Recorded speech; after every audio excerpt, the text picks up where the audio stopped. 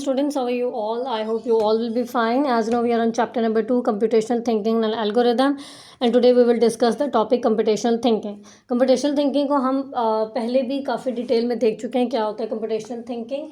तो अगर मैं इसको समराइज़ करूँ तो हम क्या करते हैं कंप्यूटेशनल थिंकिंग में कि हमारे पास एक कॉम्प्लेक्स प्रॉब्लम्स होती हैं और उन कॉम्प्लेक्स प्रॉब्लम को हम सॉल्व करते हैं. ठीक है, उसको छोटे छोटे पार्ट्स में हमने डिवाइड कर दिया. ये हमारे पास होती है कंप्यूटेशनल थिंकिंग. इसमें हमारे पास मैथमेटिकल आप कह सकते हैं प्रॉब्लम्स भी होती हैं और लॉजिकल प्रॉब्लम्स भी होती हैं. ठीक है, next is importance of computational thinking. क्यों इंपॉर्टेंट होते हैं कंप्यूटेशनल थिंकिंग की?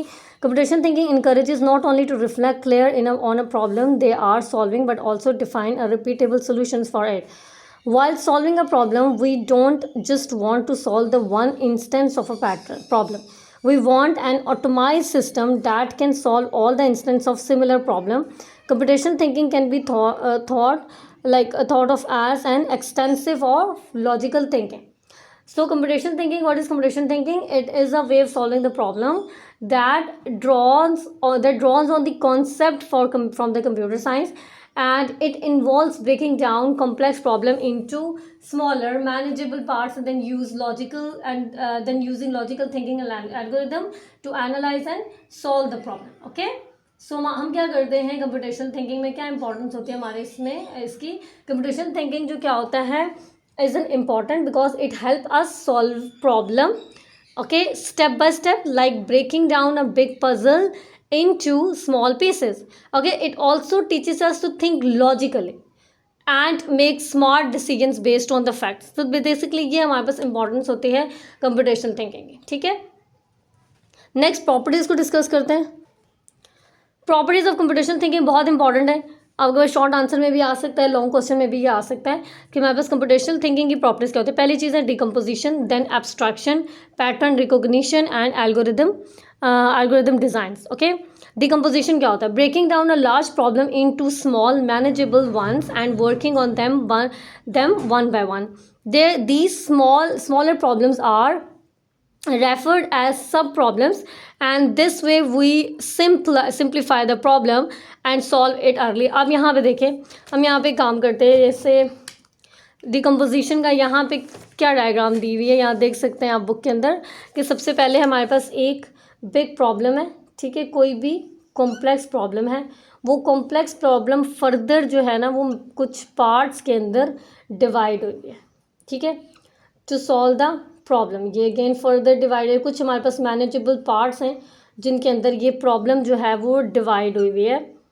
सो सिंपल सी चीज़ है कि हम डिकम्पोजिशन में हमारे पास कोई भी कॉम्प्लेक्स प्रॉब्लम हो उसको हम सॉल्व करने के लिए उसको स्मॉल पार्ट्स में डिवाइड कर देते हैं ताकि हम इजीली उसको फाइंड आउट कर सकते हैं. तो ये हमारे पास जो है डायग्राम है डिकम्पोजिशन की. यहाँ पे हमारे पास कॉम्प्लेक्स प्रॉब्लम होती है, उस कॉम्प्लेक्स प्रॉब्लम को हम मैनेजेबल पार्ट्स में डिवाइड करते हैं, फिर फर्दर आगे वो और पार्ट्स में भी डिवाइड होती हैं. ठीक है, ये हमारे पास होता है डिकम्पोजिशन. उसके बाद होती है एब्स्ट्रैक्शन. एब्स्ट्रैक्शन क्या होता है? Like abstraction by removing an unnecessary details to solution so you can be able to identify essential information. अब यहाँ पे हम देखें हमारे पास यहाँ पे क्या है, एक्चुअली यहाँ पे क्या है, तो ये स्क्वायर ही बन रहा है ना, लेकिन अगर मैं इसमें से अननेसेसरी चीज़ों को हटा दूँ जो ज़रूरत के लिए नहीं है, जो हमारी थोड़ी सी जो चीज़ हम आइडेंटिफाई करना चाह रहे हैं, ठीक है, उसमें उनका कोई इंपॉर्टेंट रोल नहीं है, तो हम क्या करते हैं उनको रिमूव कर देते हैं. रिमूव द अननेसेसरी डिटेल्स जो हमारे लिए नेसेसरी नहीं होती टू फाइंड द सोल्यूशन. सो हम उनको क्या कर देते हैं, रिमूव कर देते हैं. So you could be able to identify essential information, ताकि आप जो इंपॉर्टेंट इन्फॉर्मेशन है वो आप आइडेंटिफाई कर सकें. ठीक है, जैसे हमारे पास यहाँ पे एक बॉक्स बना हुआ है एब्स्ट्रैक्शन के लिए. ठीक है, ये हमारे पास एक बॉक्स बना हुआ है फॉर एब्स्ट्रैक्शन. अब अगर इसमें से मैं अननेसेसरी डिटेल्स हटा दूँ, ठीक है, तो मेरे पास ये एक इन्फॉर्मेशन आ जाएगी ना. मैं इजीली एक इन्फॉर्मेशन को आइडेंटिफाई कर दूंगी कि ये मेरे पास क्या है, स्क्वायर है. मैंने इसके अंदर से अननेसेसरी इन्फॉर्मेशन हटा दी है. हमारे पास किस में होता है? एब्स्ट्रैक्शन में. एब्स्ट्रैक्शन में हम क्या करते हैं, अननेसेसरी डिटेल्स को हम रिमूव कर देते हैं ताकि हम उसका सोल्यूशन फाइंड आउट कर सकें.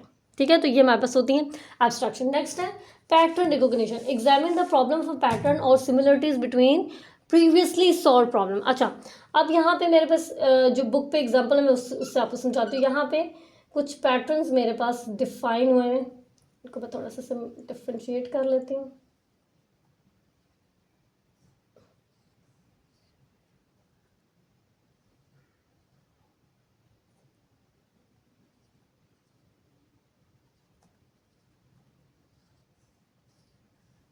कुछ पैटर्न्स हमारे पास ये बने हुए, ठीक है, और कुछ न्यू हमारे पास पैटर्न्स बनते हैं।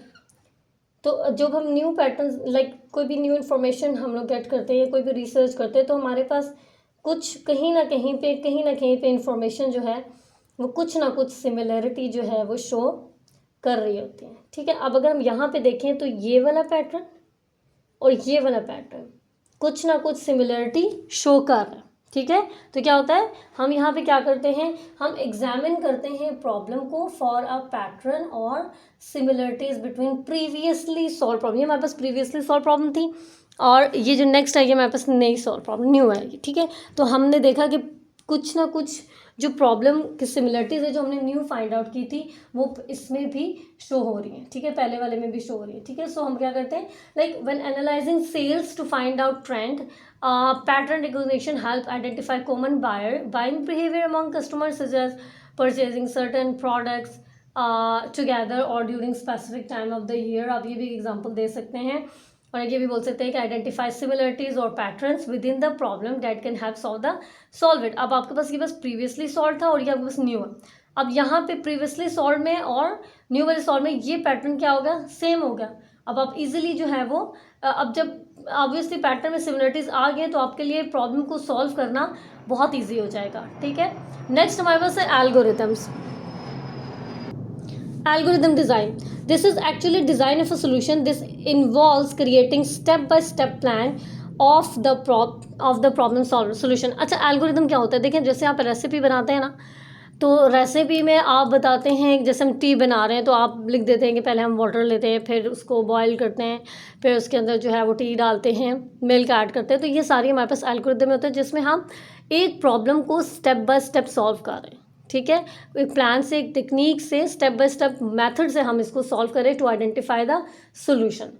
सो ये हमारे पास प्रॉपर्टीज ऑफ कंप्यूटेशनल थिंकिंग थी। इसके बाद हम इसकी एग्जांपल की तरफ चलते हैं। If you want to create your own computer game, how these properties of computational thinking would apply। आपने कोई गेम बनानी है तो कंप्यूटेशनल प्रॉब्लम की जो प्रॉपर्टीज़ है, लाइक हमारे पास डिकम्पोजिशन, पैटर्न, एब्स्ट्रैक्शन और एल्गोरिथम, ये कैसे इंपॉर्टेंट रोल प्ले करते हैं, ठीक है। तो आपके पास यहाँ पे गेम है, आप सबसे पहले क्या करेंगे, डिकम्पोजिशन करेंगे, like where to go and how to complete the level. कि ये जो आपके पास पर्सन है, ये आपको कार्टून सा नज़र आ रहा है, इसने कहाँ मूव करना है और लाइक कब लेवल कैसे कंप्लीट होगा। लाइक लेट सपोज अगर यहाँ से ये सारी हम ये कह देते कि भाई इन सारों को जो है ये क्या है, इसके एनिमीज हैं, इन सारों को किल कर देगा। जब ये सारे किल हो जाएंगे, या हम लोग कुछ स्कोर्स रख देंगे कि अगर 3 एनिमीज को किल करता है तो इतना स्कोर होता है, तो ये लेवल कंप्लीट हो जाएगा, ठीक है। ये हम बताते हैं डिकम्पोजिशन में। एब्स्ट्रैक्शन कैसे करते हैं कि हमारे लिए इसके अंदर, इस गेम के अंदर क्या चीज़ ज़रूरी है और क्या चीज़ अननेसेसरी है, ठीक है। सो नेसेसरी चीज़ें हमारे पास क्या होंगी, like formation, location of exist and where is enemy. Like important क्या है कि हम बताएंगे इस कार्टून को कि भाई एनिमी कहाँ पे है, ठीक है, और तुमने एग्जिट कहाँ से होना, ये हमारी गेम में होना चाहिए। अगर हम गेम बना रहे हैं एनिमी नहीं बता रहे उसको, तो वो तो हमारी यूज़फुल गेम ना हुई, ठीक है, वो तो मतलब वेस्ट हो गया सारा काम। नेक्स्ट है अननेसेसरी इन्फॉर्मेशन, वेदर। अब वेदर की तो ज़रूरत नहीं है ना इसमें, गेम में अननेसेसरी इन्फॉर्मेशन है ये। Pattern recognition, 6 enemies should be handled like a single enemy. अब पैटर्न रिकॉग्निशन में क्या है कि हमारे पास 6 एनिमी, जैसे एक एनिमी को हम हैंडल करते हैं उसी तरह हमने बाकी 6 एनिमीज को भी हैंडल करना है। हर एक के लिए आपने अलग चीज़ नहीं बनानी। तो यहाँ पे क्या चीज़ आ रही है, यहाँ पे सिमिलरिटी आ रही है कि जैसे आपने एक एनिमी को किल कर रहा है, वही तरीका जो है बाकी 5 एनिमीज के लिए भी होना चाहिए, डिफरेंट तरीका नहीं होना चाहिए। यहाँ पे हम पैटर्न यूज़ करेंगे ताकि एक ही लाइक सिमिट्री से हमारे पास यहाँ पे पैटर्न यूज़ हो रहा हो, ठीक है। नेक्स्ट है algorithmic design, step by step plan to action. Like हमने एल्गोरिथम इस पर अप्लाई करना है, लाइक एल्गोरिथमिक डिज़ाइन को अप्लाई करें तो पहले क्या स्टेप होगा, ठीक है। सबसे पहले क्या, लाइक लेट्स सपोज ये वॉक करेगा, मूवमेंट होगी इसकी, जंप हो गया इसके, ठीक है। कोई भी इसके पास वेपन हो गया जिससे वो एनिमी को किल कर सकता है। फिर यहाँ से इसको क्या करना है, इन स्टेयर्स से या इन स्टेयर्स से इसने क्या करना है, ऊपर जाना है यहाँ पे, और फिर ऑब्वियसली इस एनिमी को किल करना है। तो ये हमारे पास किस में आएंगी, एल्गोरिथम डिज़ाइन में, कि पहले इसने क्या काम करना है, फिर इसने क्या काम करना है, और फिर इसने क्या काम करना है। तो ये हमारे पास किस में आते हैं, कंप्यूटेशनल थिंकिंग में, इसके इंपॉर्टेंस में। ये इसकी प्रॉपर्टीज़ हैं, बहुत इंपॉर्टेंट प्रॉपर्टीज़ हैं, इनको अच्छे तरीके से आप पढ़ लीजिएगा। और अगर कोई भी कन्फ्यूजन है तो then you can ask to me. Thank you so much.